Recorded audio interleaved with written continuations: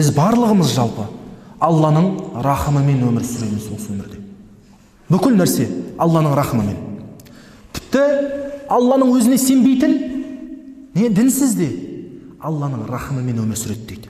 Және де біз осы өмірде бір керек нәрселерді, жаңағы дүние болсын, оның барлығын біз не арқылы аламыз?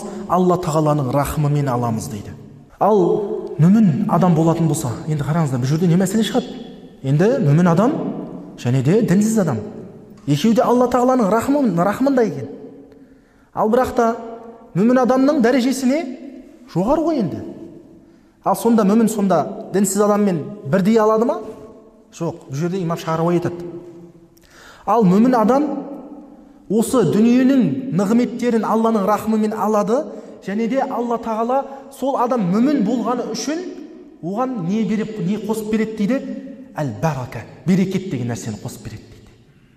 Алла мүмін адамға берекет деген нәрсені қосып береді дейді. Оны бірақ біз байқай қоймаймыз. Берекетті қосып береді, және екіншісі мынау жүректің тыныштығын қосып береді дейді. Енді Алла тағаланың Құран-ы Кәрімде айтқан мынандай бір аяты бар, Әлә бизикриллахи татмаиннул қулуб. Алланы еске алумен мынау жүректер орнықпайтын дейді деген аят бар. Енді қараңыздар, имам Шағрауи айтады бұл жерде.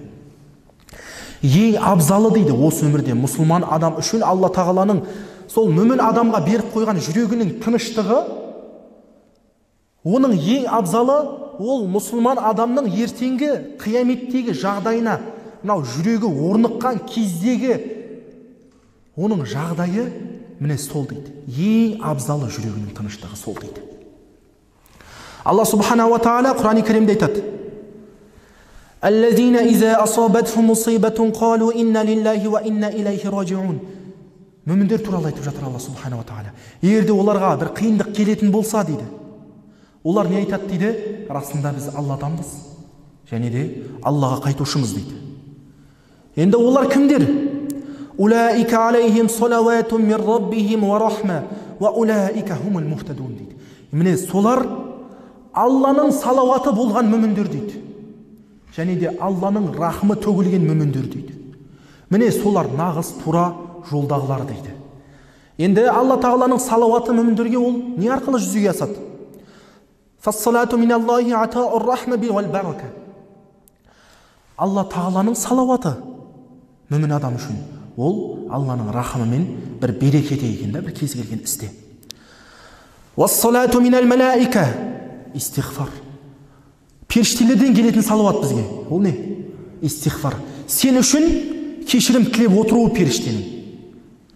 Мүмін адамнан келетін салауат біздер үшін не екен? Ол мүмін адамның өзінің бауырына жасаған дұғасы екен.